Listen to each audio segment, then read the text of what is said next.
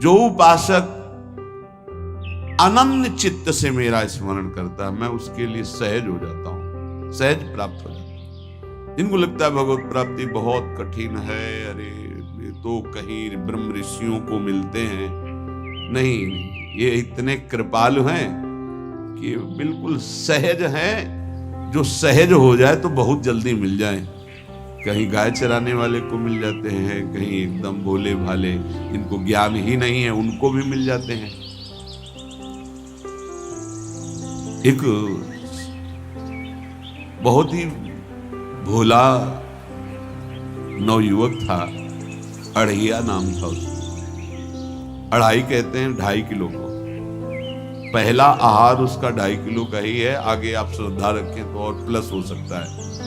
लेकिन वो मतलब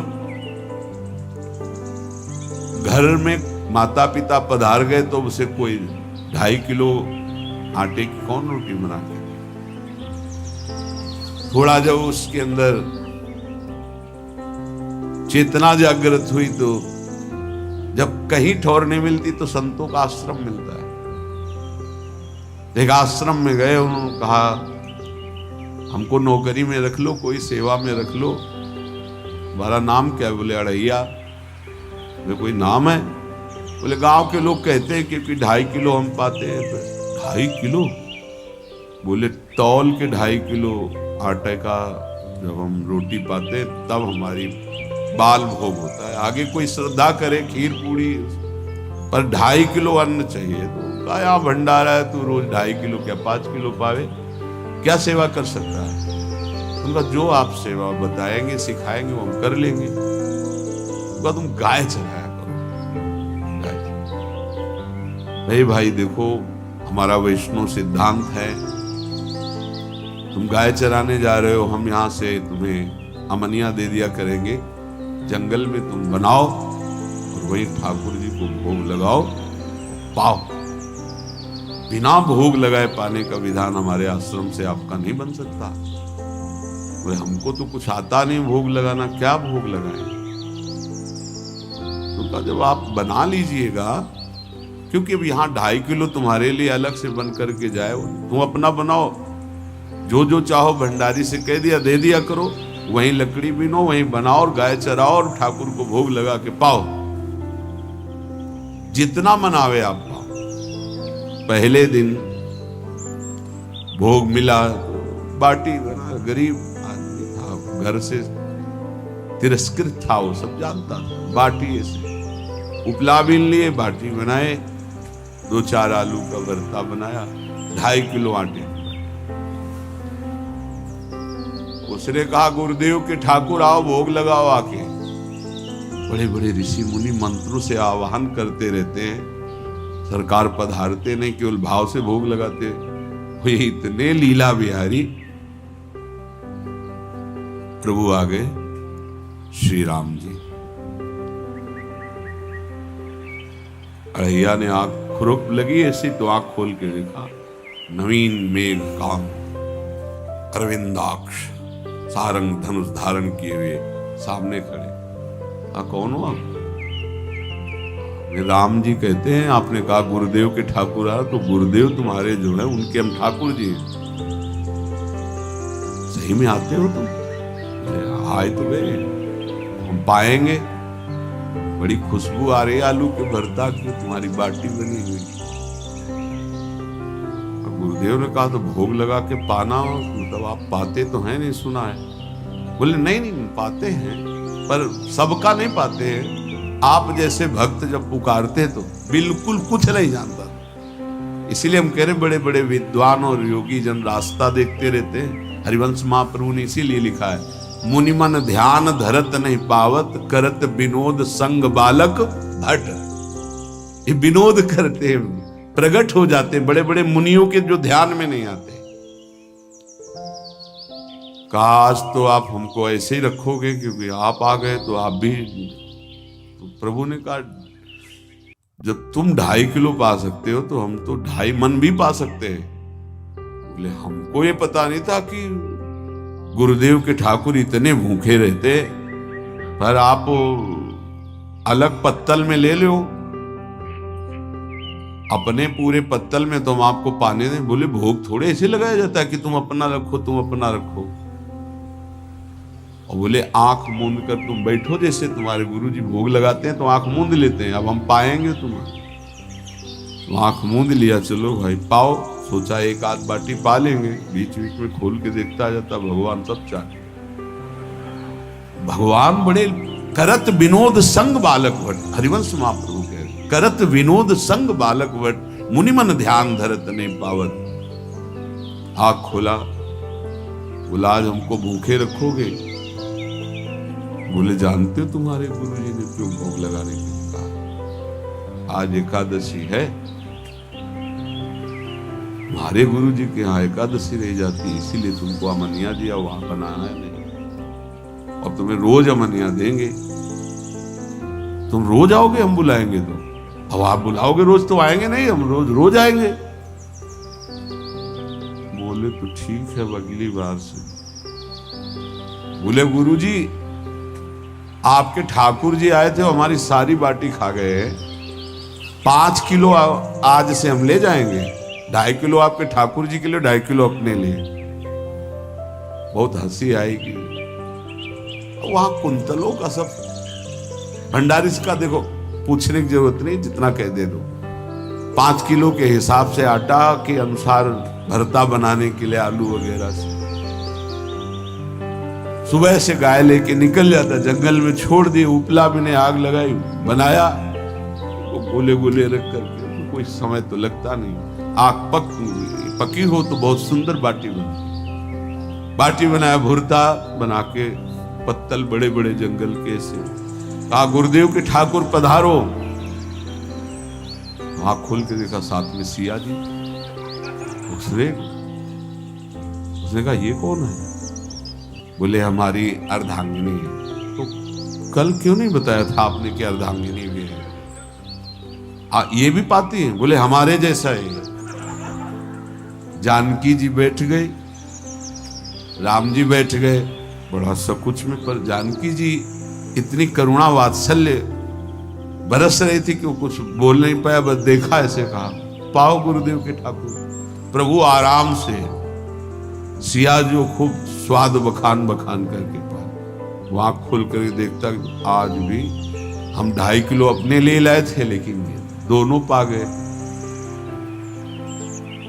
गुरुदेव 7.5 किलो। बोले क्यों? आपके ठाकुर की पत्नी भी है ना? कहा है तो दोनों आए थे। किसी को विश्वास नहीं हो रहा था। दे दो भाई, अरे गाय को खवाएगा, दे दो, कुछ करेगा, क्या कमी है यहाँ? 7.5 किलो आटा। अब तो समय लगा, 3 बजे तक बाटी बन के तैयार हुई पत्तल में से। गुरुदेव के ठाकुर पधारो। बस उसको बुलाना होता था कि विनोदी प्रभु, साथ में लखन जी, राम जी, सिया जी, लखन। ये कौन है? बोले छोटे भाई। आपके भाई भी है? हाँ है। पहले अब परिवार में कितने लोग हो आप? पहले बता देते तो हम वो सब आ जाते हैं। लक्ष्मण जी से कहा बहुत सरल भगत है, नाराज मत होना, चुपचाप पा लो। तीनों बैठे, बेचारा ऐसे ही रह गया। जब वो चले गए तो पत्तलों में जो किनका रहता था, एक अद्भुत आनंद। अगले दिन गया, बोले गुरुजी 10 किलो आटा चाहिए। बस 10 किलो क्यों? बोले आपके ठाकुर जी भी आते हैं, उनके ठाकुरायन भी आते हैं, उनके परिवार के भाई भी आते हैं, गोरे गोरे थे वो। कैसे, इसको कैसे अनुभव हो सकता है? सिया राम लखन जी का बहुत हट किया। 10 किलो आटा लिया, बनाया, 4 बज गए, रखा। मन में सोच रहा था आपकी संख्या ना बढ़ जाए। कहा गुरुदेव के ठाकुर पधारो। विशाल गदा, भयंकर स्वरूप हनुमान जी महाराज। आँख खोला तो 3 स्वरूप में प्रभु खड़े हुए थे, सिया राम लखन, हनुमान जी चरणों में। पूछा ये कौन है? तो कहा ये हमारे प्रिय सेवक हैं हनुमान जी, एक बार आप अपने पूरे परिवार का, अपने सेवकों का वो आप पर्चा बना के दे दो, गुरु जी को दे देंगे जाके। हर बार एक बढ़ जाता है तो भगवान मुस्कुराए, हनुमान जी इसका कुछ बोलना मत, बहुत निराला भगत है। बोले पाओ प्रभु। तो पहले सिया राम जी पाए, फिर जो प्रसाद लक्ष्मण जी पाए, फिर हनुमान जी पाए। हनुमान जी सब पूरा बहुत निर्मल भाव से बनाया हुआ और निर्मल भोला भक्त। अगली बार कहा गुरुदेव 5 किलो एक्स्ट्रा में रख दो, 1 नंबर बढ़ता जाता है। आपके पहले ठाकुर जी आए, फिर ठाकुरायन जी आए, फिर उनके भाई आए, फिर इस बार तो बहुत भयानक रूप गदा लिए हुए लाल अरुण वर्ण शरीर का प्रकट हो रहा है।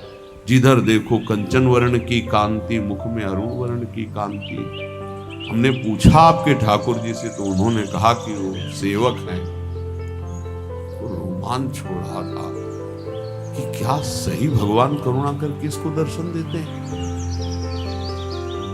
अब अगली बार अगर ये बात करेगा कि तो फिर अब हम इसकी परीक्षा ले गया एक्स्ट्रा बनाया सब। आओ गुरुदेव, अब तो पता था कोई आने वाला नहीं। गुरुदेव के ठाकुर 2 संख्या बढ़ गई।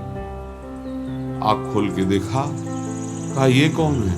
तो कहा ये हमारे और भाई हैं, इनका नाम भरत है, इनका नाम शत्रुघ्न। पहले महाराज बता देते ना कि आपके और भाई हैं, हमने कहा था, आपसे प्रार्थना की थी। पाओ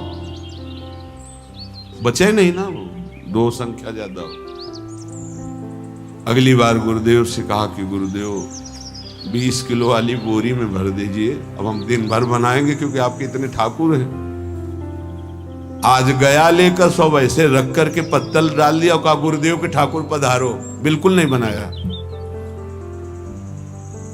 आ गए प्रभु, कहा कहां यार, तो खुशबू भी नहीं आ रही, ना बाटी की ना भरता की। बोले प्रभु आपके साथ पत्नी है ना, और सेवक भी है, इतने दिन से तो हमारे हाथ का पाए, आज हम पाना चाहते हैं, आप बनाओ, रुचि का बनाओ और पाओ। प्रभु ने सिया जी की तरफ देखा कि अलवेला वक्त। सिया जी ने कहा अनंत सामर्थ्यशाली शक्तियों की स्वामिनी। बोले प्रभु देखो हमने ना उपला भी ना लकड़ी, आपके सेवक है ना, इनसे बोलो। हनुमान जी से कहा कि आप उपला और लकड़ी इकट्ठा करो, भाई आदेश है भगत का। लक्ष्मण जी चूल्हा जला रहे हैं, व्यवस्था आग की, और सियाजू के आंखों में आंसू भी आ रहे, धुआं भी लग रहा है, पर बना रहे। उसने कहा बनाओ, हम गाय एकत्रित करके आ रहे हैं। भागा, वो आश्रम में गया। बोले गुरुदेव आज पूरे परिवार सहित हमने फंसा लिया है आपके ठाकुर को। उनका क्या फंसा लिया है? बोले बड़े ठाकुर, छोटे ठाकुर, सेवक, उनकी पत्नी और 2 भाई उनके, पूरा परिकर सब बना रहे रोटी बाटी सब। महाराज आप चलो, आपको शंका होती थी आज उनके हाथ कपाए। तो उनको लगा कि पागल राम जी, लखन जी, भरत, शत्रुघ्न, सिया जी, हनुमान जी, ये बड़े बड़े योगियों के ध्यान में आने वाले नहीं, ये कैसे एक गंवार आदमी जिसको कभी कोई नाम जपना नहीं आया, कोई ग्रंथ नहीं आया, उसके सामने। पर भगवान की दयालुता पर संशय नहीं करना चाहिए। चल के देखते हैं। जो ही वहां गए, चूंकि निरंतर भजन परायण थे, वहां गए तो पूरा राम दरबार उपस्थित और बड़ा सुंदर व्यंजन स्वयं जानकी जी बना रहे। प्रभु के चरणों में साष्टांग दंडोत हुई। कहा प्रभु लीला समझ। भगवान ने कहा देखो, जो ज्ञानी भक्त हैं उनके लिए मैं अत्यंत तर्क के द्वारा भी पकड़ में नहीं आता। जो विद्वान हैं उनकी विद्वता मुझे छू नहीं सकती, लेकिन जो दीन हैं और भोले हैं उनके सामने मैं अपने इस दिव्यता, इस महानता को देखो। तुम्हारे इस भक्त की आज्ञा पर हमारा पूरा परिकर लगा हुआ सेवा।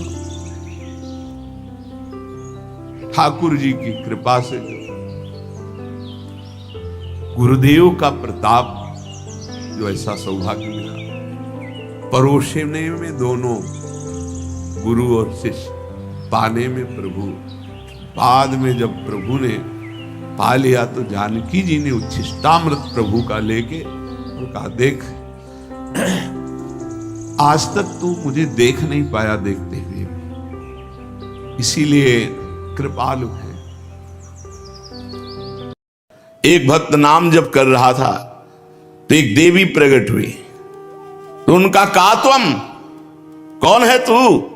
तो कहा, मुक्ति रूपा गतास्मि भवती, मैं मोक्ष हूं, मुक्ति हूं, स्वीकार करो मुझे, मैं तुम्हारी सेविका हूं। तो उन्होंने कहा, कस्माद अकस्माद ही, मैंने तो बुलाया नहीं, तू अकस्मात क्यों आ गई? तुम भगवान श्री कृष्ण का नाम जप करते, इसलिए मैं तुम्हारी दासी बन के रहूंगी। मुक्ति ने कहा, क्या चाहती हो? सेवा, सेवा मैं आपकी करूंगी, आपको मुक्त पद प्रदान करूंगी। ऐ मुक्ति तू दूर खड़ी रहे अनार्य, तेरी आवश्यकता मेरे को नहीं है। तेरी थोड़ी भी इच्छा करने पर मेरा नाम जब छूट जाएगा, इसलिए मुझे बिल्कुल तेरी आवश्यकता नहीं। दूर खड़ी रहे, तू नितांत अनार्य अपराधी, क्योंकि भगवत विस्मृति करा देगी। मुझे भगवत स्मरण में जो सुख मिल रहा है, मुझे मोक्ष सुख नहीं। तुम्हारी तो गंध मात्र से मेरा नाम छूट जाएगा, क्योंकि मोक्षावलंबन होते किसका स्मरण, कौन स्मरण? मैं अपने उपास्य देव श्री कृष्ण के नाम में जो सुख प्राप्त कर रहा हूं, ऐ मुक्ति तेरी आवश्यकता नहीं है। पर किसी भी विचारवान पुरुष को यह देखते देर न लगेगी कि मनुष्य मात्र का जब नाम स्मरण मात्र से कल्याण हो जाता है, तो फिर अन्य साधनों की तरह लुभायमान क्यों हो? प्रसंग चल रहा है, दुष्यंत पुत्र महाराज भरत चक्रवर्ती सम्राट पद पर विराजमान हुए और बहुत सी यज्ञ की 133 अश्वमेध यज्ञ। जब उनके पुत्र उनके सामने आए, छोटे छोटे थे, तो उन्होंने देखा और अपनी पत्नियों से कहा, मेरी वीरता और शूरता मेरी योग्यता के अधिकारी नहीं है, मेरे योग्य नहीं। जब यह देखा गया कि अब महाराज चक्रवर्ती सम्राट भरत निसंतान है, तो देवताओं ने योग लगाया। बृहस्पति जी महाराज अपने भाई की पत्नी के उदर में गर्भ स्थापित किया, जिनका नाम ममता था। अब इतना तेजस्वी पुत्र प्रकट हुआ, बृहस्पति जी कह रहे कि मेरा पुत्र है, और उतथ्य जी कह रहे मेरा पुत्र है। तो मां ही निर्णय कर सकती किसका पुत्र है। तो ममता जी से पूछा गया, संकोच मत करो, बताओ किसका पुत्र है। तो उन्होंने बताया बृहस्पति भगवान का। दोनों छोड़ के चले गए। मरुदगणों ने उनका पोषण किया। उनका नाम हुआ भरद्वाज, महान तपोनिधि, परम पवित्र। भरद्वाज जी के मन्यु और मन्यु के 5 पुत्र हुए, बृहच्छत्र, जय, महावीर, नर और गर्ग। नर का पुत्र संस्कृति, संस्कृति के 2 पुत्र हुए, गुरु और रंतिदेव। परम पवित्र त्रिभुवन को पावन करने की सामर्थ्य रखने वाले महाराज रंतिदेव। रंतिदेव जी निरंतर भगवान में स्थित रहते, और कोई भी आ जाए, कुछ भी मांग ले, जो है उनके पास सब कुछ दे देते थे। निरंतर भगवान में भजन, कोई उद्योग ना करना और मांगने वालों को कभी विमुख न जाने देना। धीरे धीरे चक्रवर्ती सम्राट का वैभव क्षीण होता गया। ऐसी स्थिति आ गई कि खाने को नहीं रह गया। उद्योग रहित, निरंतर भजन में स्थित, और जो आ जाए मांगे सो दे दे। महाराज रंतिदेव बहुत बड़े दानियों में सर्वश्रेष्ठ, भगवत भक्तों में महान। यहां तक कि कई कई दिन भोजन मिलना दुश्वार हो गया। चक्रवर्ती सम्राट रंतिदेव जी, पूरा कुटुंब 48 दिन तक बिना भोजन के जीवित रहा। मांगना है नहीं किसी से, क्योंकि स्वयं राजा थे। मांगने वाला है, वापस जाना नहीं। स्थिति आ गई, उद्योग कुछ करना नहीं, निरंतर भजन में डूबना। 48 दिन तक पूरा परिवार, 48 दिन पानी भी नहीं पिया। 49वें दिन प्रातः काल भगवत प्रेरणा से कुछ घी, खीर, हलवा, जल उपस्थित हुआ। 48 दिन के भूखे तो परिवार के लोग देखते ही एकदम, परंतु जो ही वो भोजन का भोग लगा रहे थे कि भगवान अतिथि रूप में आ गए, ब्रह्म ऋषि के रूप में। रंतिदेव ने रोक दिया, परिवार बिल्कुल छूना मत, अतिथि भगवान आए। बैठ करके काफी मात्रा में हलवा और जो जो था सब खा कर, जल ठंडा पी के, अभी वो जो बचे हुए कुछ कण थे उनको बांट करके प्राण पोषण के लिए पाना ही चाहते थे कि एक दूसरा अतिथि आ गया दरिद्र रूप में, महाराज रंतिदेव। रंतिदेव भगवान के स्मरण किए और वह जो बचा हुआ है दे दो। बचे हुए को अन्न में वो जो अतिथि रूप में आए हुए भगवान थे वो पा लिए। सोचा कि जो कण गिरे होंगे उनको जबान में रख देंगे, प्रसाद हो जाएगा तो कुछ तो प्राण का। इतने में कुत्ता आ गया, उसने कहा महाराज छूना मत, हमको चाट लेने दो, मैं बहुत दिनों का भूखा हूं। रंतिदेव ने वो भी इसके बाद भगवान का स्मरण किया और जो जल बचा था परिवार को जल दिया पीने को, खुद जल भी नहीं पिया। जल ही पीने के लिए आए, बांट करके तैयार हुए थे परिवार के जन की चांडाल आ गया, महाराज मैं बहुत प्यासा हूं, पी लीजिए। रंतिदेव जी ने जब जल पिलाया और वो चला गया तो आंसुओं से पुलकित होकर भगवान से कहा, ना कामये हम, प्रभु मैं आपसे कुछ नहीं चाहता, ना आठों सिद्धियां चाहता हूं, ना परम पद चाहता हूं, ना अपना कल्याण चाहता हूं। मुझको एक सामर्थ्य दे दो, मेरे विश्व में कोई दुखी न रहे, सबका दुख मेरे ऊपर आ जाए। कोई भूखा न रहे, कोई प्यासा न रहे, कोई दुखी न रहे, सबका दुख मेरे ऊपर आ जाए और सब सुखी हो जाए। महाराज रंतिदेव जी ने, ये भगवान की भक्ति की महिमा, मेरे को इतनी सामर्थ्य दो कि पूरे विश्व ब्रह्मांड का दुख मैं सह सकूं, मैं स्वयं भोगूं और कोई भी दुखी न रह जाए। ये प्राणी दीन हो रहा है, कोई जल पीना चाहता है, कोई भोजन के लिए तड़प रहा है, किसी की शरीर की पीड़ा, कोई रोग से ग्रसित है, कोई शोक से, कोई मोह से। मैं नहीं सुखी होना चाहता है भगवान, सबका दुख मुझे दे दो, सब सुखी हो जाए। क्या हृदय भक्त का है। रंतिदेव जी ने भगवान से जो ही प्रार्थना की तो कुत्ता, चांडाल, भूखा अतिथि और ब्रह्म ऋषि, वो कोई और नहीं थे, स्वयं भगवान ब्रह्मा, शंकर, हरि, धर्म, स्वयं मूर्तिमान, त्रिभुवन के स्वामी ब्रह्मा, विष्णु, महेश धर्म सहित प्रकट हो गए। रंतिदेव जी लड़खड़ाते हुए उठे, चरणों में गिर गए। भगवान ने कहा, आखिरी परीक्षा तुम्हारी थी, तुम इतने 48 दिन के भूखे फिर भी अपने लिए नहीं रखा और पानी तक कुत्ते को दे दिया।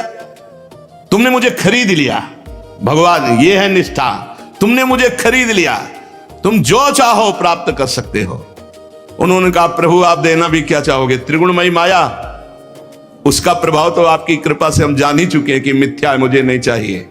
भगवान ने कहा, तुम्हारे रिश्ते नाते जितने भी परिकर के हैं सबको मैं परम धाम देता हूं। संबंधी, रिश्ते, नाते, परिवार जितने जो हैं सब परम धाम, भगवान ने कहा परम धाम देता हूं। भगवान के परम धाम को रंतिदेव पूरे परिकर सहित गए। यह है जीवन समर्पित कर दिया तो अनंत वैभव, अनंत आनंद, अनंत काल के लिए। फिर मन्य पुत्र गर्ग से शिनी, शिनी से गार्ग का जन्म हुआ, गार्ग से ब्राह्मण वंश चला। महावीर का पुत्र दुरतिक्षय, दुरतिक्षय का 3 पुत्र त्रयारुणी, कवि, पुष्कारुणी, ये तीनों ब्राह्मण ही हुए। बृहच्छत्र का पुत्र हस्ती हुआ, उसी से हस्तिनापुर बसी। हस्ती के 3 पुत्र अजमीड़, दुमीड़, पुरमीड़। अजमीड़ के पुत्रों में प्रीमेधा आदि सब ब्रह्म ऋषि हो गए। अजमीर के एक पुत्र का नाम था बृहदिश, बृहदिश का पुत्र बृहदभानु, बृहदधनु का बृहत्काय, बृहत्काय का जयद्रथ, जयद्रथ का पुत्र हुआ विशद, विशद का सेनजीत। सेनजीत के 4 पुत्र हैं, रुचिराष्ट्र, दृढ़नु, काश्य और वत्स। रुचिराष्ट्र का पुत्र पार था, पार का प्रथुसेन, प्रथुसेन का नीप और उनके नीप के 100 पुत्र हुए। नीप की पत्नी छाया से शुक की कन्या कृति से विवाह हुआ, उसी से ब्रह्मदत्त नामक पुत्र हुआ। ये ब्रह्मदत्त बड़ा महायोगी था। उसने अपनी पत्नी के गर्भ से विश्वक्सेन नामक पुत्र उत्पन्न किए। विश्वक्सेन ने जैगी शब्द के उपदेश से योग शास्त्र की रचना की। विश्वसेन का पुत्र उदक्षवान, उदक्षवान का भल्लाद, और ये सब बृहदिष्ट के वंशज हुए। द्रुमीड का पुत्र यवीनर, यवीनर का कृतिमान, कृतिमान का सत्यधृत, सत्यधृत का दृढ़नेम, दृढ़नेम का पुत्र सुपार्श्व। ये सब भगवद वंश के हैं। सुपार्श्व सुमति, सुमति से सन्निमान। इन्हीं से 6 ऋचाएं संहिताएं प्रकट की हिरण्यनाभ योग विद्या के द्वारा। धर्म्याश्व के पुत्र मुदगल से यमज संतान हुई, जिनका नाम दिवोदास और कन्या का नाम अहिल्या। अहिल्या का विवाह महर्षि गौतम ऋषि से हुआ। बहुत ही सुंदर, त्रिभुवन सुंदरी अहिल्या जी थी। इसीलिए देवराजेंद्र आकर्षित हो गया था और वो गौतम ऋषि की पत्नी अहिल्या पर गंदी दृष्टि रखता। देवराजेंद्र होकर, बोलो त्रिभुवन पति होकर, एक महात्मा की पत्नी अवसर ढूंढता रहा। तो प्रातःकालीन ब्रह्म मुहूर्त में गौतम ऋषि स्नान करने जाते थे। इसको यही अवसर मिला। तो ब्रह्म मुहूर्त नहीं था। उसने अपनी माया से, उस समय मुर्गा बोलते वही प्रातःकालीन माना जाता था, घड़ी आदि तो थी नहीं। तो 2 बजे के पहले ही आवाज हुई। गौतम ऋषि को लगा तो कि आज बहुत जल्दी, पर उनको लगा कि शायद ध्यान में कमंडल उठाया, स्नान के ले गए। इतने में गौतम ऋषि का रूप धारण करके अहिल्या के पास गया। अहिल्या जी जब तक समझती तब तक गौतम ऋषि जब वहां नदी के किनारे गए तो धाराजू ने आज्ञा करी कि ये ब्रह्म मुहूर्त नहीं, मुझे मत स्पर्श करना, नहीं आपको दोष लगेगा। 4 बजे ही धाराजी में स्नान करना चाहिए। रात्रि में जैसे 2 बजे है, 1 बजे ये स्नान धाराजी में नहीं करना चाहिए, मर्यादा है। देखो ना, नंद बाबा गए थे तो वरुण के पार्षद ले गए थे। अब जब गौतम ऋषि वापस लौटे, उनको कुछ गड़बड़ लगा कि मेरे साथ माया के द्वारा कोई छल हुआ। इतना कौन सामर्थ्यशाली है कि मेरे को माया से वशीभूत कर ले। तो गए तो देवराजेंद्र गौतम ऋषि के रूप में अहिल्या के साथ। तो उनका, कौन है तू धूर्त जो मेरा रूप धारण किए? अब भयभीत होकर इसे अपने असली रूप में आना पड़ा, देवराजेंद्र के रूप में। कहा अच्छा, त्रिभुवनपति होकर, सर्वपूज्य होकर तू इतना निंदनीय कार्य करेगा? भग बहुत प्रिय है ना तुझे? जा 1000 भग का श्राप देता हूं, पूरे शरीर में तेरे भग हो जाए। मूत्र द्वार को भग कहते हैं। जा पूरे शरीर में 1000 भग हो जाए। अब 1000 भग हो जाए जिसके शरीर में, अब उसकी क्या दशा होगी? देवराजेंद्र है, घृणित कार्य का ऐसा दंड, चरणों में गिर पड़ा, रोने लगा। महात्मा गौतम जी के चरणों में गिर गया, रोने लगा, महाराज क्षमा करो और उद्धार करो मेरा, मैं कैसे सिंहासन पर बैठूंगा?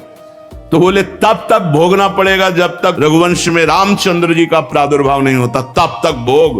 और जब राम जी प्रकट होंगे, उनके दर्शन करने के लिए जाएगा तो यही भग 1000 नेत्रों में परिणित हो जाएंगे। शास्त्र नेत्रधारी भगवान इंद्र कहे गए। अहिल्या जी से कहा, तुझे इतना ज्ञान नहीं कि तेरा पति का स्पर्श और अन्य का स्पर्श का कोई भेद नहीं? वो पति का रूप तो धारण कर सकता है, लेकिन स्पर्श पत्थर की तरह पड़ी रही, तुझे ज्ञान नहीं रहा। जा, मैं तुझे शाप देता हूं कि तू पाषाण बन जा। तो उनका महाराज, माना मेरी गलती, लेकिन आपका रूप था, बहुत विनय की। तो उनका, जब भगवान श्री राम वनवास में आएंगे और तुम्हारा स्पर्श चरणों से करेंगे, तब तुम अपने स्वरूप को प्राप्त हो जाओगी। तो गौतम ऋषि के पुत्र हुए शतानंद जी, जो जनक जी के कुल गुरु पद पर विराजमान। शतानंद जी का पुत्र सत्यधृति, जो धनुर्विद्या में अत्यंत निपुण। सत्यधृति के पुत्र थे शरद्वान, ये महान धनुर्विद्या शरद्वान जी। एक दिन उर्वशी जी जा रही थी और शरद्वान जी ने देखा, तो देखते ही उनका ब्रह्मचर्य नष्ट हो गया। इतनी सुंदर उर्वशी जी। अब वो ब्रह्मचर्य मूंज में गिरा। मूंज एक लता होती, झाड़। तो उस वीर के 2 भाग हो गए। उसमें पुत्र और पुत्री का जन्म हुआ। इतना तेजस्वी महापुरुषों का होता था। मूंज से पुत्र हो गए। जो पुत्र हुए वो कृपाचार्य और जो पुत्री हुई वो कृपी। महाराज शांतनु एक दिन शिकार खेलने जा रहे थे, तो वहां रोने की आवाज आई तो देखा तो उन दोनों को दयावश उठा लिया। जो कृपाचार्य थे वो सदैव आचार्य पद पर विराजमान रहे और जो कन्या थी वो द्रोणाचार्य जी की पत्नी बनी। दिव्योदास का पुत्र था मित्रेयु, मृत्युयु के 4 पुत्र हुए, च्यवन, सुदास, सहदेव, सोमक। सोमक के 100 पुत्र हुए, इनमें सबसे बड़ा जंतु उनसे प्रशत के पुत्र हुए महाराज द्रुपद। ये पांचाल नरेश महाराज द्रुपद, इन्होंने ही यज्ञ के द्वारा द्रौपदी और धृष्टद्युम्न को पुत्र रूप में प्राप्त किया। महाराज द्रुपद और द्रोणाचार्य जी एक साथ गुरुकुल में पढ़ते थे, तो द्रुपद और द्रोणाचार्य जी की मित्रता हो गई, खेल खेल में बहुत प्रियता हो गई गुरुकुल में। तो द्रुपद ने कहा, प्रिय मित्र, अभी तो मैं तुम्हारे समान बालक हूं, खेल रहा हूं, आगे चलकर मैं राजा बनूंगा, और कभी कोई जरूरत हो तो मित्र हो तुम आ जाना, कभी सकुचाना नहीं। गुरुकुल के बाद महाराज पांचाल नरेश द्रुपद हुए और कृपी के साथ ब्याह हुआ द्रोणाचार्य का, तो अश्वस्थामा प्रकट हुए।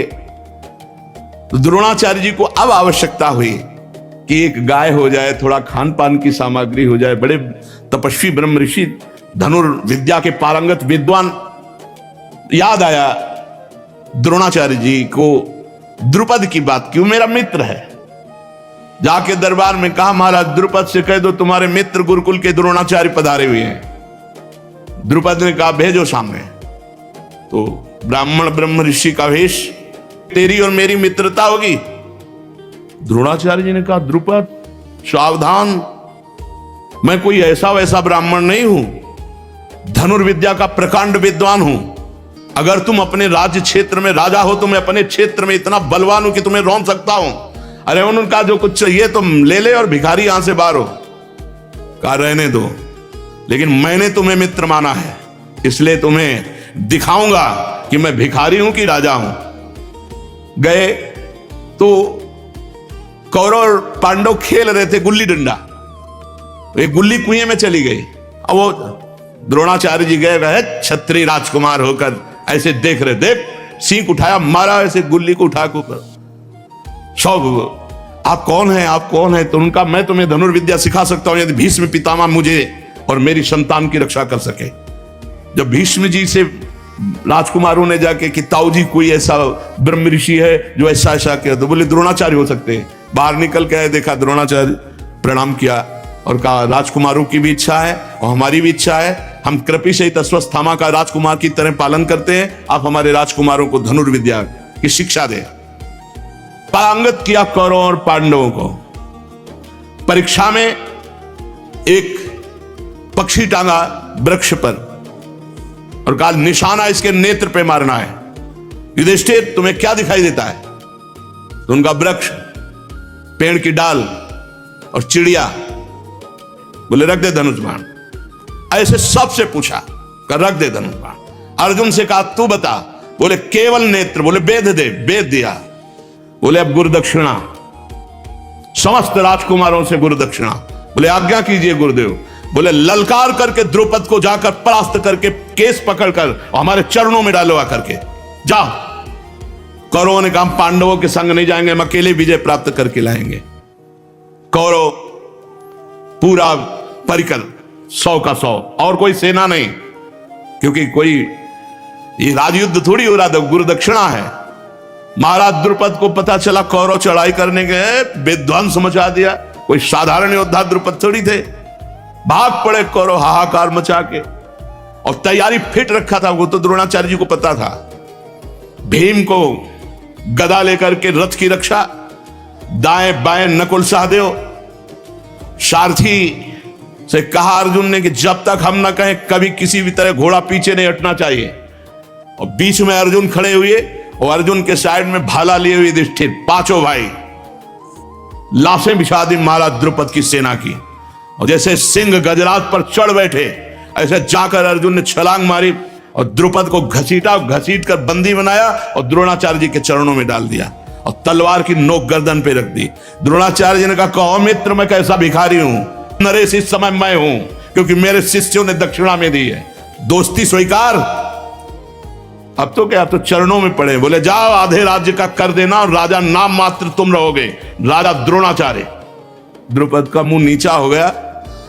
अब तो उन्होंने कहा जीना धिक्कार है, एक ब्रह्म ऋषि ने मुझे परास्त कर दिया, मैं क्षत्रिय होते हुए अब मैं ब्रह्म ऋषियों से ही ब्रह्म ऋषि का नाश कराऊंगा। रुपये का बल राजा, तो जिस ऋषि से जाके कहते ऐसे यज्ञ कराओ कि द्रोणाचार्य को मारने वाला राजकुमार पैदा हो जाए, कोई नहीं तैयार होता। तो एक लालची दो भाई थे पर बड़े तपस्वी थे। ऋषियों ने बताया कि वो तुम्हारे पैसे के लालच में आ जाएंगे। द्रोणाचार्य जी गए, बोले करोड़ अरबुद जितनी गाय चाहिए, जो चाहिए वो सब दूंगा, लेकिन यज्ञ के द्वारा एक ऐसा वीर पैदा होना चाहिए जो द्रोणाचार्य का गला उतार सके। उनका पक्का यज्ञ हुई। तो यज्ञ से अंदर इच्छा थी द्रुपद के कि ऐसा वीर अर्जुन जैसा मैंने नहीं देखा। अगर मेरे पुत्री होती तो मैं अर्जुन को दामाद बनाता। जरूर हमारी बेइज्जती की, अपमान किया, लेकिन वीर है, ऐसा वीर हमारा अगर दामाद होता तो यज्ञ करते समय उन्होंने इच्छा की तो अग्निकुंड से भगवान अग्निदेव ने द्रौपदी जी को प्रकट, ये देवी हैं, और धृष्टद्युम्न पैदा हुआ जो कवच कुंडल सहित अस्त्र शस्त्र सहित द्रोणाचार्य का गला काटने में समर्थ। धृष्टद्युम्न का धर्म्याश्व और नरपति ये सब पांचाल कहलाए। अजमेर का पुत्र ऋक्ष और उसके पुत्र शंबरण, शंबरण का विवाह सूर्य की कन्या तप्ती से हुआ। उन्हीं के गर्भ से कुरुक्षेत्र के स्वामी कुरु का जन्म हुआ। कुरु के 4 पुत्र हुए, परीक्षित, सुधन्वा, जन्नु, निषधाश्व। सुधन्वा से सुहोत्र, सुहोत्र से च्यवन, च्यवन से कृति, कृति से उपरिचर वसु और उपरिचर वसु से बृहदत्त। ये उपरिचर वसु बड़े ही महान भागवत थे। ये अपने तपोबल से ब्रह्मलोक प्राप्त किया और ब्रह्मलोक में बैठे हुए थे। वहां देवी गंगा पधारी। उपरिचर वसु की एकदम दृष्टि गई, सब झुकाकर खड़े हो गए, लेकिन ये गंगा जी की तरफ देखते रहे और गंगा जी भी उपरिचर वसु की तरफ देखती रही। ब्रह्मा जी ने कहा ब्रह्मलोक की मर्यादा के विरुद्ध तुमने दृष्टि डाली, इसलिए तुम दोनों मृत्यु लोक को प्राप्त हो, और तुम्हारी परस्पर आसक्ति देखी गई, इसलिए तुम पति पत्नी के रूप में प्राप्त हो। उपरिचर वसु हुई महाराज शांतनु के रूप में प्रकट हुए और गंगा जी ने उनको पति रूप में प्राप्त किया। बृहदत्त कुशाम्ब मत्स्य प्रत्यग चेदीप और चेदी देश के राजा हुए। बृहदत्त का पुत्र कुशाग्र, कुशाग्र का ऋषभ, ऋषभ का सत्यहित, सत्यहित का पुष्पवान, पुष्पवान के जहु नामक पुत्र हुआ। और बृहदत्त की एक पत्नी से एक टुकड़ा और दूसरी पत्नी से 2 टुकड़ा ऐसे प्रकट हुए। अब बृहदत्त ने देखा कि तो अलग अलग टुकड़े 2 रानियों से बेकार, तो किसी वृक्ष के नीचे गड़वा दिया। जरा नाम की एक राक्षसी घूम रही थी, उसको गंध आई मांस की, तो खाने के उद्देश्य से उसको वहीं 2 अलग अलग टुकड़े थे ऐसे उठाया और बहुत प्रसन्न होगा, जियो जियो जियो जियो। वो जी गया और रोने लगा। तो उसने सोचा कि जिंदा क्या खाना, ये बालक अगर हमारे महाराज बृहदस्यु को प्राप्त हो तो बड़ी राक्षसी चमत्कारिणी थी। वो गई और कहा महाराज की जय हो, हमें 2 टुकड़े मिले, उनको जोड़ा तो पुत्र बन गया। बोले मेरे ही रानी के टुकड़े थे, मैंने ही गड़वाए थे, वो तो मेरा ही पुत्र है। तो जरा राक्षसी के द्वारा जोड़ने के कारण उसका नाम जरासंध हुआ। इसीलिए भीम खूब पटकते रहे लेकिन मरा नहीं। भगवान ने जब ऐसे फड़वा करके उल्टा फेंकवाया तभी है। जरासंध का सहदेव, सहदेव का सोमपि, सोमपि का श्रुतश्रवा। कुरु के ज्येष्ठ पुत्र कोई संतान उनके नहीं हुई। जन्नु का पुत्र सुरत, सुरत का विदुरत, विदुरत का सार्वभौम, सार्वभौम का जयसेन, जयसेन का राधिका, राधिका का पुत्र अयुत, अयुत का क्रोधन, क्रोधन का देवातिथि, देवातिथि का ऋष्य और ऋष्य का दिलीप और दिलीप के महाराज प्रतीप, और प्रतीप के 3 पुत्र हुए। देवापि शांतनु बाल्मीक, देवापि तो अवधूत महापुरुष थे। जेवी श्री राजपाट का वैभव देखा, उनका ऐसा मायाकृत है और एकांतवास करते हुए निरंतर भगवान का स्मरण करके परम पद को प्राप्त हुए। राजपद पर महाराज शांतनु विराजमान हुए। ये महा पराक्रमी, महान तेजस्वी, छू ले तो बूढ़े से जवान हो जाए, छू दे तो बूढ़ा जवान हो जाए। उनके राज्य में कोई बूढ़ा नहीं रहता था, बूढ़ा जा रहा, छू दिया, जवान हो गया। महाराज शांत, अरे गंगा जी के पति बने कोई ऐसे खिलवाड़, ऐसे वैसे महापुरुष तो कोई कितना भी अशांत हो, छू ले तो शांति, इसीलिए उनका नाम शांतन। दवा की जरूरत ही नहीं है। करामात का चमत्कार रूप शांतनु महाराज। एक बार शांतनु जी के राज्य में 12 वर्ष तक इंद्र ने वर्षा नहीं की, तो ब्राह्मणों ने शांतनु से कहा कि तुमने एक क्रम तोड़ा है, तुम्हारे बड़े भाई देवापी हैं और उनका विवाह नहीं हुआ, उन्होंने राजपद स्वीकार नहीं किया और तुमने विवाह कर लिया और राजपद स्वीकार किया, उनकी आज्ञा तो हुई नहीं। अब उनकी आज्ञा क्या, वो तो विरक्त महापुरुष। तो कहा तुम परिवेत्ता हो, इसलिए तुम्हारे राज्य में वर्षा नहीं होगी, 12 वर्ष तक वर्षा नहीं होगी। महाराज शांतनु वन में खोज की और देवापी जब मिले तो उनसे अनुरोध किया। शांतनु के मंत्री अस्मरात ने पहले ही उन ब्राह्मणों को भेज दिया था सूचना देके कि शांतनु आ रहे हैं, प्रार्थना करेंगे राज्य के लिए, आपका क्या विचार है। उनका कदापि स्वीकार नहीं करें, बोले आप अपने में रहना। देवापी निंदा करने लगे। शांतनु जब गए, उन्होंने कहा मुझे राज्य गृहस्थ धर्म बिल्कुल, इसलिए फिर वो लौट कर, देखो तब दोष नष्ट हुआ, फिर वो लौट करके आए तो वर्षा हो गई। कलयुग में जब चंद्रवंश का नाश हो जाएगा, तब सतयुग के प्रारंभ में यही सब सिद्ध महापुरुष जो कलाप ग्राम में इस समय रह रहे हैं, स्वर्ग से ऊपर, स्वर्गलोक, तपलोक, जनलोक, महरलोक, इनमें बड़े बड़े सिद्ध रह रहे हैं। शांतनु जी एक दिन गंगा के किनारे घूम रहे थे तो उनको एक सुंदरी मिली, वो गंगा जी थी। इनके पिता जो प्रतीक थे वो हरिद्वार में बड़ी तपस्या कर रहे हैं। गंगा जी प्रसन्न हुई और आकर के दाहिनी गोद में बैठ गए जांग पे, और प्रतीक ऋषि से कहा कि मैं बहुत प्रसन्न हूं तुम्हारे ऊपर, मुझे स्वीकार करो। तो उनका हाँ बेटी। तो उनका आपने बेटी क्यों कहा? बोले दाहिनी जंघा पुत्री का अधिकार।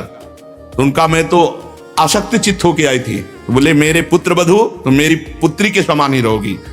तो गंगा जी उनसे कहा था कि आपका पुत्र हमसे प्रश्न नहीं करेगा मैं कौन हूं और मैं क्या करती हूं, यह प्रश्न नहीं करेगा। जिस दिन प्रश्न किया उसी दिन चली जाऊंगी।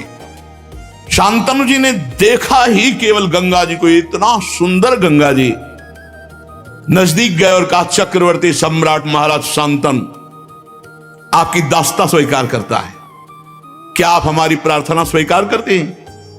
तो गंगा जी ने कहा शर्त, प्रश्न नहीं मैं कौन हूं, क्योंकि जान जाए कि गंगा जी हैं तो फिर स्पर्श करने की सामर्थ्य कहां। देव निधि भगवती ब्रह्म स्वरूप गंगा जी। दूसरी बात, मैं जो भी क्रिया करूंगी उस पर तुम प्रश्न नहीं करोगे। शांतनु ने कहा स्वीकार।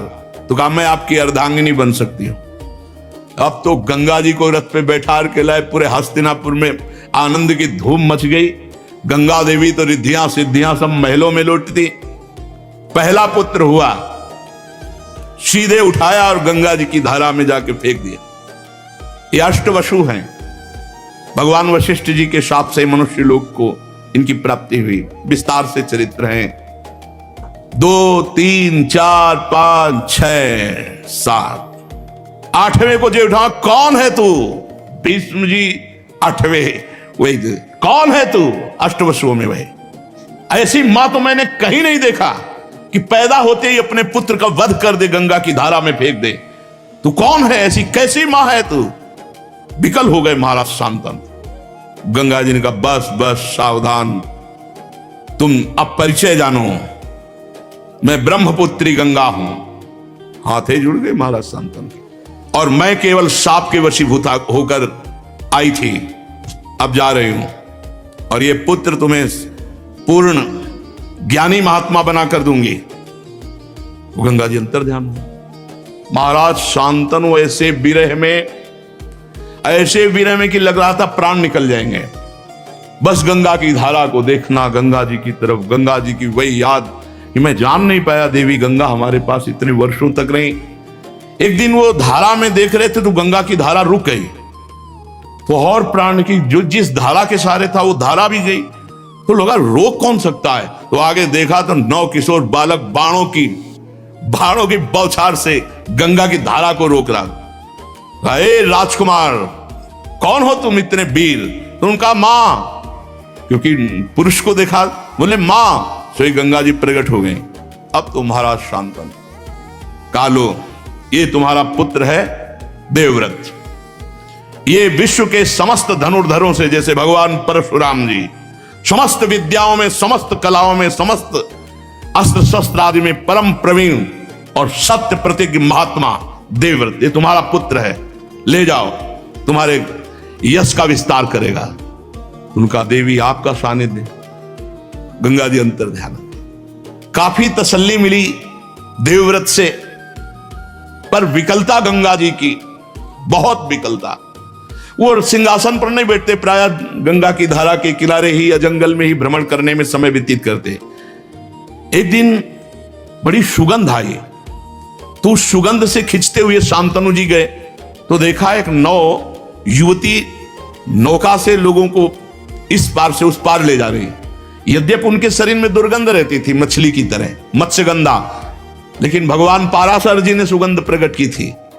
इन्हीं के गर्भ से भगवान वेदव्यास जी, कृष्ण द्वैपायन जी प्रकट हुए। नजदीक गए, शांतनु जी ने देखा तो उठकर प्रणाम किया सत्यवती जी। अब उनकी जो गंगा जी की विकलता थी वो यहां पूर्णता को प्राप्त होती है। सत्यवती को देख के लगा मेरी गंगा मिल गई। सत्यवती से कहा कि क्या तुम्हारे पिता मुझे तुम्हारा दान कर सकते हैं? तो उन्होंने कहा महाराज ये विषय आप हमसे मत पूछिए, हमारे पिता से पूछिए। और पर ये हम जरूर कहते कि हमारा परम सौभाग्य होगा कि चक्रवर्ती सम्राट महाराज शांतनु खुद मुझे प्राप्त करना चाहते हैं। उसके पिता के पास गई तो मछुआरा थे, देख करके कांप गया कि महाराज शांतनु हमारे दरवाजे आए, कुटिया में प्रणाम किया साष्टांग। महाराज तुनगा मैं तुमसे मांगता हूं कि सत्यवती का हाथ हमें दे दो। महाराज ये तो मेरे परम सौभाग्य। पर महाराज विचारणीय विषय सुना है आपके एक राजकुमार है, और वो प्रथम राजकुमार हस्तिनापुर का चक्रवर्ती सम्राट बनेगा, ये मैं बर्दाश्त नहीं कर सकता। अगर आप मेरी पुत्री के द्वारा हुए पुत्र को राज सिंहासन पर बैठा ले, अभी दे दूं। शांतन ने कहा अपने सुख के लिए ऐसा नहीं कर सकता, वापस हो। अब और भी रहे सत्यवती का। भीष्म जी जो देवव्रत के रूप में अभी तक थे, उन्होंने देखा, सारथी से कहा देखो तुम हमारे पिता तुल्य हो, पिता की एकांतिक बात जानते हो, कहां गए पिता जिसके कारण पुनः शोक को प्राप्त हो गए? महाराज ये हमारे महाराज की गुप्त बात होती है, लेकिन आप पुत्र हो इसलिए बताता हूं, वो एक युवती पर आकर्षित हो चुके हैं, कैसे प्राप्त होगी? महाराज बस मैं इतना कहता हूं, एक युवती पर आसक्ति थे और वो अमुक जगह है। भीष्म जी ने कहा मुझे ले चलो। भीष्म जी वहां गए और प्रणाम किया और कहा क्या शर्त है तुम्हारी? बोले महाराज मेरा तो सौभाग्य है, महाराज शांतनु हमारी पुत्री को स्वीकार करेंगे, लेकिन आप राजगद्दी पर जब बैठेंगे तो हमारी पुत्री के जो संतान है उसका क्या महत्व रहेगा? बोले आजीवन के लिए नियम लेता हूं, राज सिंहासन पर कभी नहीं बैठूंगा। तो आप नहीं बैठोगे तो आपके पुत्र तो बैठ सकते हैं। तो मैं अपने पिता के सुख के लिए आजीवन बाल ब्रह्मचारी रहूंगा, कभी ब्याह नहीं करूंगा, कभी मैथुन धर्म को स्वीकार नहीं करूंगा, और जो सिंहासन पर बैठेगा आजीवन उसकी रक्षा करूंगा। अब तो कांप गए, देवता लोग पुष्पों की वर्षा करने लगे। उसी दिन से देवव्रत का नाम भीष्म हुआ और सत्यवती को बैठाला और आकर पिता को दिया। जे भी कैसे उनका पिताजी आपको केवल सत्यवती से मतलब। तब सारथी ने बताया कि महाराज देवव्रत ने भीष्म प्रतिज्ञा कर ली कि आजीवन बाल ब्रह्मचारी रहेंगे, कभी मैथुन धर्म को स्वीकार नहीं करेंगे, कभी राज सिंहासन को। आंसू आ गए, तेरे जैसा पुत्र मेरे सुख के लिए अपने जीवन के सुख का न्यौछावर, तो जा मैं वरदान देता हूं इच्छा मृत्यु का। मृत्यु किसी इच्छा के अनुसार नहीं, वो अपने इच्छा अनुसार रौंदती है, लेकिन जब तक तू नहीं चाहेगा मृत्यु तेरा स्पर्श नहीं कर पाएगी। दुख में, संकट में, संकट की निवृत्ति, विपत्ति की निवृत्ति, असहाय अवस्था में कहीं ना कहीं सबको एक पता चलता है कि कोई ईश्वर है, कोई महान है जो हमारी रक्षा कर सकता है। जब भारी विपत्ति होगी, भारी संकट होगा और कोई साथी नहीं होगा, तब निर्णय निकलता है कोई ईश्वर है, कोई महान है। इसलिए हम विषयी पुरुषों की तो बात नहीं करते हैं, साधकों की बात करते हैं। साधकों को सिद्धावस्था तक की प्राप्ति के लिए केवल नाम जप का आश्रय ले लेना चाहिए। कलयुग है, बढ़ो आगे, अपने अंदर ही सब दिव्यता विराजमान है। साधक को सिद्धावस्था की प्राप्ति के लिए बीच में कोई साधन मिलावट नहीं करनी चाहिए। निरंतर मधुर मधुर भगवान का स्मरण, नाम जप। 3 पुरुषार्थ का त्यागी, धर्म, अर्थ, काम और मोक्ष मार्ग में कमर कस के अर्थात द्वंद्वों से मुक्त होने की इच्छा करते हुए भगवत प्रेम में, तो चतुर्थ पुरुषार्थ मोक्ष की भी नितांत आवश्यकता नहीं रहती। चाहे बालक हो चाहे वृद्ध हो, हमारी इस प्रार्थना को मान ले कि दुख, संपत्ति, विपत्ति, जन्म मरण से बचना है, सब आकर्षण से, तो नाम जब खूब डट के करो, यही सब कुछ पूर्ति करा देगा।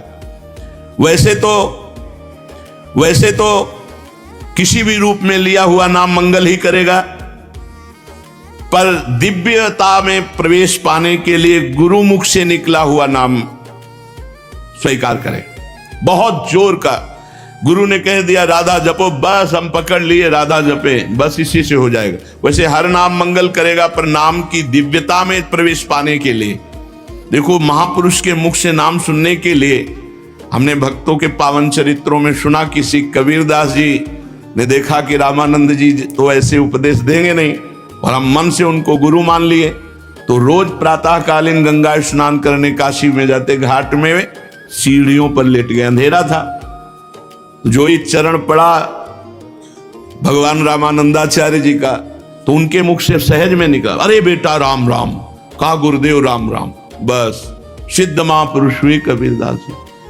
जरूरी थोड़ी ये बाहरी व्यवहार करवाना, गुरुदेव के मुख से निकला राम कृष्ण हरि राधा जो नाम, बस पकड़ लो और निरंतर जपो, सिद्ध हो जाओगे। क्यों जल रहे हो, क्यों शोक में जीवन व्यतीत कर? देवताओं को भी दुर्लभ है मानुष्य दे, बड़े भाग मानुष तन पावा, सुर दुर्लभ सदग्रंथन गावा। देवताओं को भी दुर्लभ, क्या दुर्लभ देवताओं को, क्या दुर्लभ देवताओं को? देवताओं के पास जो वैभव है, मूर्छित हो जाओगे देख के, क्या दुर्लभ। देवता जब ऐसे निकल जाए तो पूरा वातावरण सुगंधित हो जाएगा। आप अपनी ही यहीं की आप देखो, ऐसे पसीना की दुर्गंधें आती है, घृणित दे, क्या दुर्लभ क्या है इसमें? भगवदानंद। देवता भगवदानंद नहीं प्राप्त कर सकते, आप इसी जन्म में दिव्य भगवदानंद प्राप्त कर सकते हैं। अभी तो वैराग्य का आनंद नहीं अनुभव में आया है, त्याग का आनंद नहीं आया है, वैराग्य का आनंद, भगवदानंद, अभी तो भोगानंद यही आपको ललचाए हुए, आज तक तृप्त नहीं हुए, आज तक घृणा नहीं हुई भोगों से, दुर्भाग्य है। भगवदानंद तो अब आप शास्त्र, धाम की महिमा, नाम की महिमा, प्रभु की कृपा की महिमा वर्णन करें, इस पर विश्वास करें कि मुझे मेरी साधना से नहीं, इनकी कर। श्री वृंदारण्य धन्योष्मी, मैं धन्य हो गया, महत्वत कृपा, आपकी महत कृपा से पात्रितोष में मुझे पात्र बना दिया। बस लोहा कभी सोना नहीं बन सकता, ये तो पारसमणि का चमत्कार है। मैं कभी श्री जी को नहीं प्राप्त कर, ये तो मेरे गुरुदेव की कृपा, मेरे आचार्य की कृपा, मेरे इष्ट देव की कृपा, महत्वत कृपा।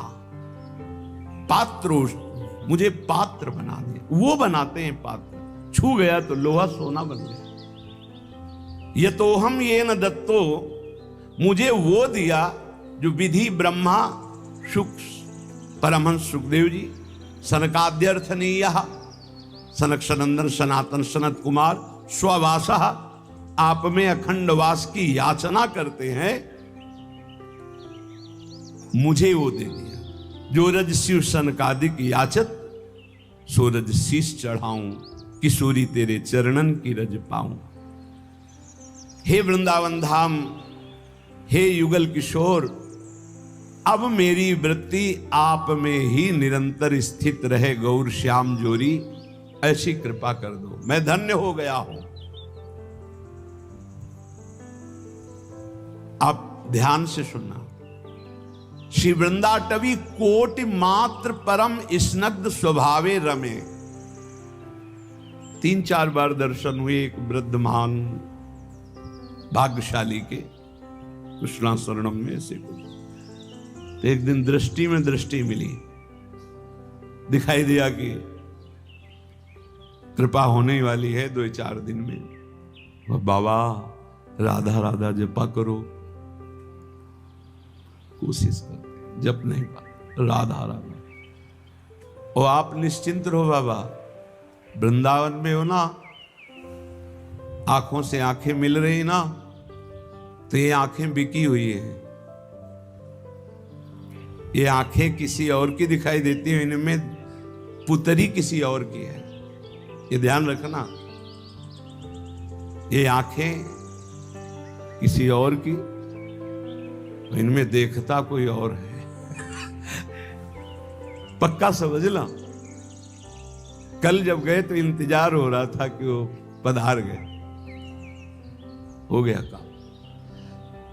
श्री वृंदाटवी कोटि मात्र परम स्निग्ध स्वभावे, करोड़ों माताओं जैसा प्यार। एक बार भगवत प्राप्ति अगर करोड़ों बार होनी होती तो उसका भी वादा कर देते, एक बार होनी, सच्ची मानिए एक बार होनी। फिर हम दोबारा पुनरावृत्ति कर रहे हैं। श्री जी का चरणामृत रोज पीना, रज रोज लगाना।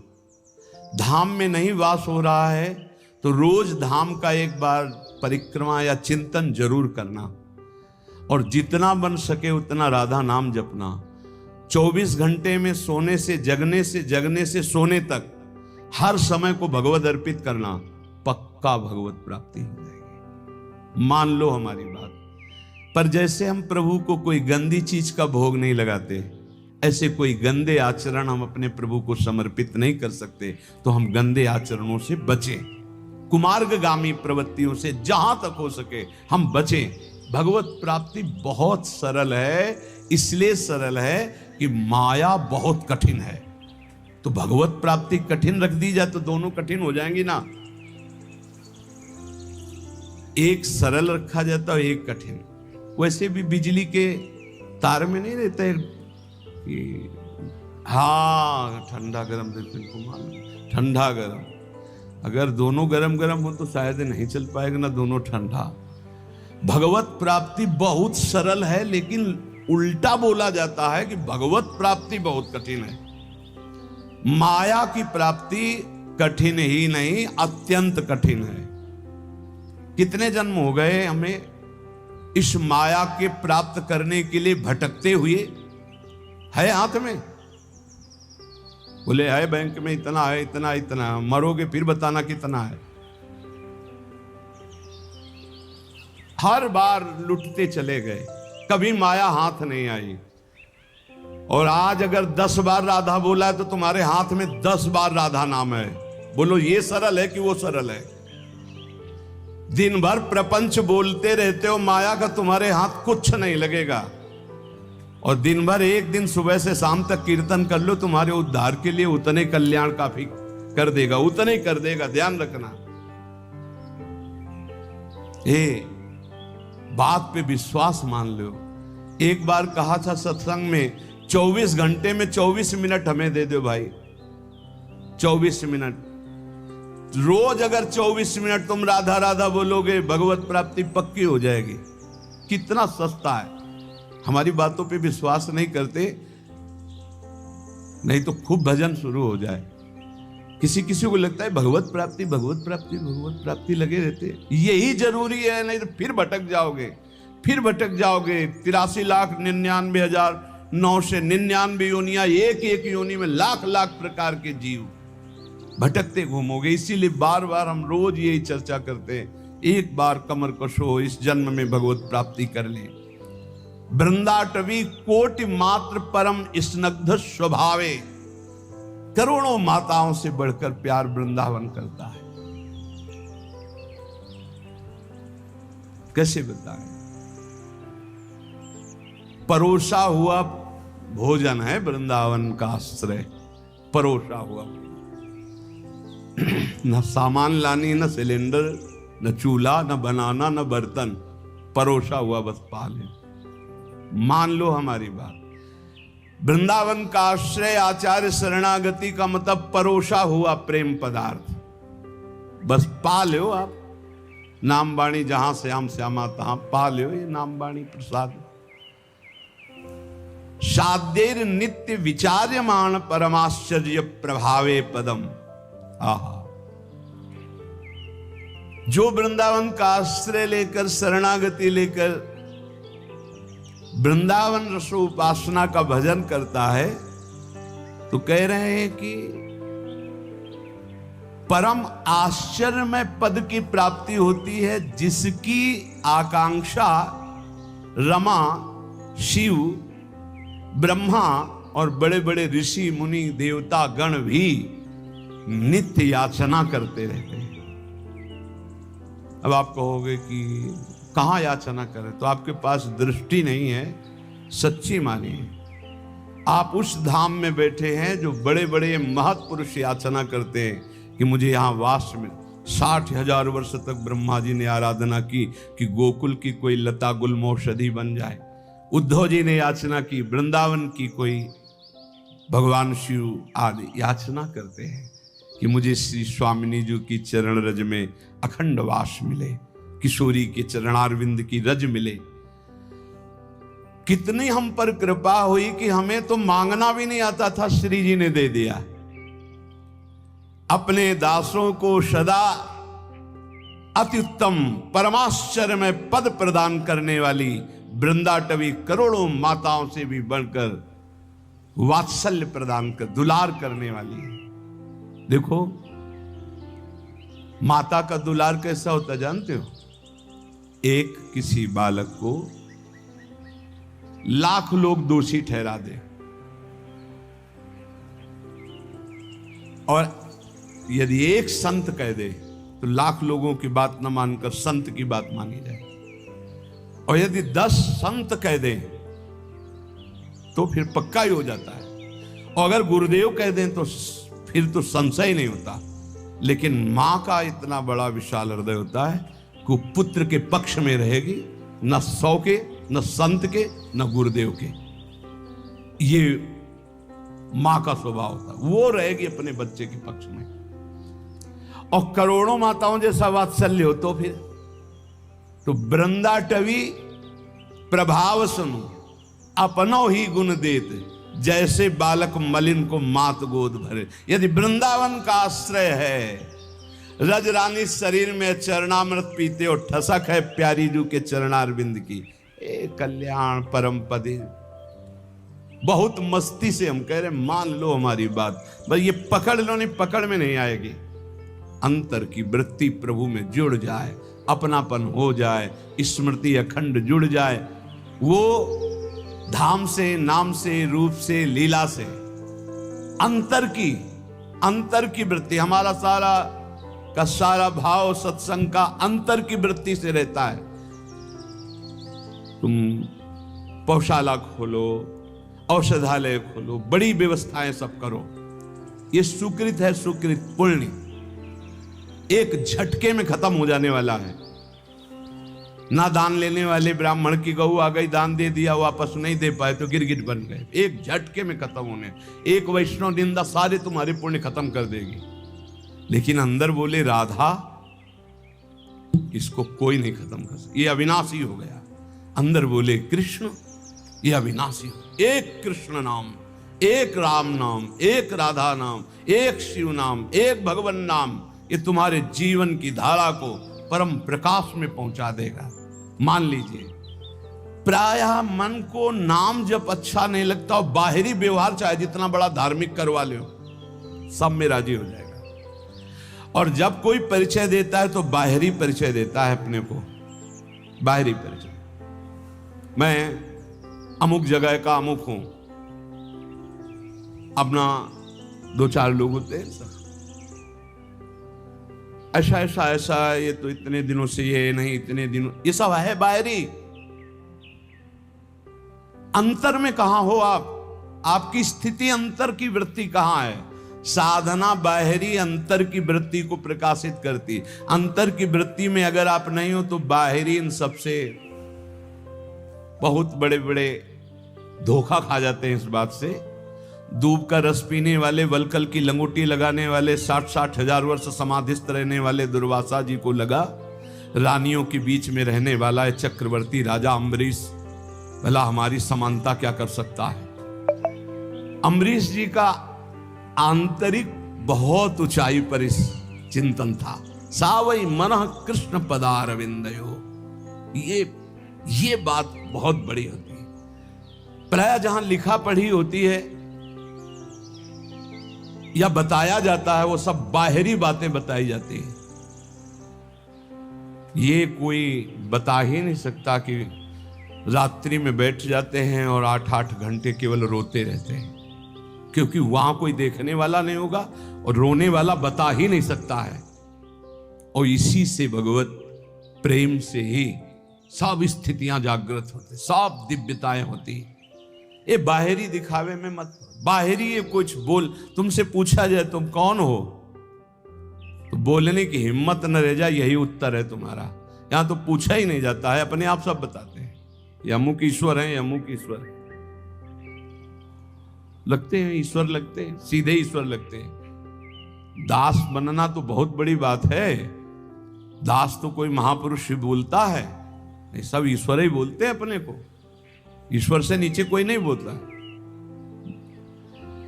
ये वात्सल्य दास को प्राप्त होता है। ध्यान रखना, जहां हम कह रहे हैं कि भगवत प्राप्ति निश्चित है, वहां इस बात की दासता से, नाम में, रूप में, लीला में, धाम में आश्रित हैं। अपना कोई बल नहीं, अपने सबसे छोटे तो बहुत बड़े पद में पहुंच जाओगे। महाप्रभु चैतन्य देव जी कहें तृणादपि सुनी चेन, भला इसका कोई परिचय देगा कहीं जाके, मैं बहुत नीच अधम हूं, ऐसा परिचय कोई थोड़ी देता। नहीं, मैं अमुक अमुक अमुक हूं। और आचार्य महापुरुष जन कह रहे हैं कि ऊंचाई पर कौन चढ़ता है, बोले तृणादपि सुनीचेन, सुनीचेन तरोरियु सहिष्णुना अमानिना मानदेन कीर्तनीया सदा हरि। सही मार्ग में चलने पर भगवान की कृपा स्वयं बरसती है। हमने बाहरी ये किया, बाहरी ये किया, बाहरी ये किया, तो उसका फल आना चाहिए कि हमने किया ये भूल जाए और प्रभु की याद में खो जाए। सब साधन कर यह फल सुंदर, प्रभु पद पंकज प्रीति निरंतर। कुछ न करो, चाहे कभी एक चुल्लू जल न चढ़ाओ, कभी एक फूल न चढ़ाओ, कुछ न करो तुम, बस अंदर से राधा राधा राधा सब हो गया। सब कर रहे हो, अंदर से विषय चिंतन चल रहा है, प्रभु अभी कोई फल नहीं मिला। अंदर से राधा राधा, अंदर से मैं लाडली जो आपका। ये बिल्कुल रोज की पढ़ाई है, केवल भगवत प्राप्ति के लिए। ये बैठा लीजिए। श्रीपाद प्रबोधानंद जी महाराज कह रहे हैं कि अपि मम कोटि भवान्ते भवतु परम तादृशो देहा, वृंदावन मधिवसता मुच्छिष्टैक स्पृहा भवेद यत्र। वृंदावन मैं करोड़ जन्म तक भजन करूंगा और यही बात मांगूंगा कि मैं इसी रज में जन्मूं, इसी रज में मरूं और इनके रज में वास करने वालों की जूठन खा खा के जीऊं, बस ये। वृंदावन मधिवसता मुच्छिष्ट की स्पृहा, उच्छिष्ट की स्पृहा, बड़ा दम है ये भगवत प्रेमी ब्रजवासियों के टुकड़ों में, बड़ा दम है। इसका प्रभाव प्रिया प्रीतम से सीधे मिलाता है। ये ब्रजवासियों की टूक प्रिया प्रीतम का प्रेम प्रदान करते हैं, विश्वास कीजिएगा। इनकी वाणी जरूर थोड़ा सा टेढ़ी मेढ़ी है, इनका व्यवहार भी टेढ़ा मेढ़ा हो सकता है, और इनके ठाकुर भी टेढ़े हो सकते हैं, पर उनकी कृपा जो है बहुत। ठाकुर भी टेढ़े हैं, देखो ना ब्रजराज कुंवर को, जहां मिलेंगे तो कहीं ग्रीवा चरण कमर टेढ़ी। तो उनके ब्रजवासी भी टेढ़े हैं, इनकी वार्ता कुछ अलग होती है। अपने स्वरूप में आ जाएं तो सही। हम तो पहली बार जब हमें लगा भगवान के धाम के वासी ऐसे कैसे हो सकते हैं। शास्त्र नाम की तरह गालियां निकलती, शास्त्र नाम की तरह, जैसे ओम क्लीम देवा काम देवा नहीं शुरू होता है गोपाल शास्त्र नाम, ऐसे उनके शुरू। तो हमने जिंदगी में तो कभी ऐसे भाषण सुने नहीं थे। गंगा किनारे थे ब्रजवासी, परस्पर बात करें तो हमें लगा कि टहलना चाहिए यहां से, तो बहुत कड़ुआ बोलते हैं। नहीं, बाद में पता चला ध्रुवदास जी ने 42 लीला में लिखा हुआ है कि वेद की स्तुति से ठाकुर जितना नहीं रीझते, ब्रजवासियों की गाली से रीझ जाते। ये भाई ठाकुर रीझ जाए तो हमें को रीझने में क्या परेशानी। ब्रजवासियों के टूक में बहुत बड़ी सामर्थ्य है प्रिया प्रीतम के प्रेम प्रदान करने की, बात पकड़ लेना। और गुरु कृपा से जब से ब्रजरज का सेवन हुआ तब से आज तक ब्रजवासियों के टूक मिलते रहते हैं। अब जा नहीं पाते तो कई घरों से भिक्षा आ जाती है, कई घरों से दो दो टुकड़े सबसे लेकर के। उधर पोषण आज भी ब्रजवासियों के टूक से ही होता है। श्रीपाद कह रहे करोड़ जन्म तक साधना करूंगा, यही मांगूंगा कि मैं वृंदावन में ही जन्मूं, वृंदावन की रज का सेवन करूं, वृंदावन के वासियों की जूठन पाऊं। वृंदावन मदि वसता, वृंदावन के बीच में रहूं, मुच्छिष्टे के स्पृहा, मेरी ये चाहत रहेगी, आवश्यकता रहेगी कि उच्छिष्ट ब्रजवासियों का पाऊं। मुझे इससे बढ़कर और कुछ नहीं चाहिए। अपने लोगों को क्या चाहिए? जो श्रीपाद कह रहे हैं वही मिला हुआ है। वृंदावन वास, वृंदावन की रज, ब्रजवासियों की जूठन। अब तो गर्व से कहो धन्योस्मि, मैं धन्य हो गया। मेरे भाग्य ऐसे कहां, वृंदावन ने मुझे धन्य कर दिया। चलते हैं संत वाणी, भगवत प्रेमी महापुरुषों के वचन।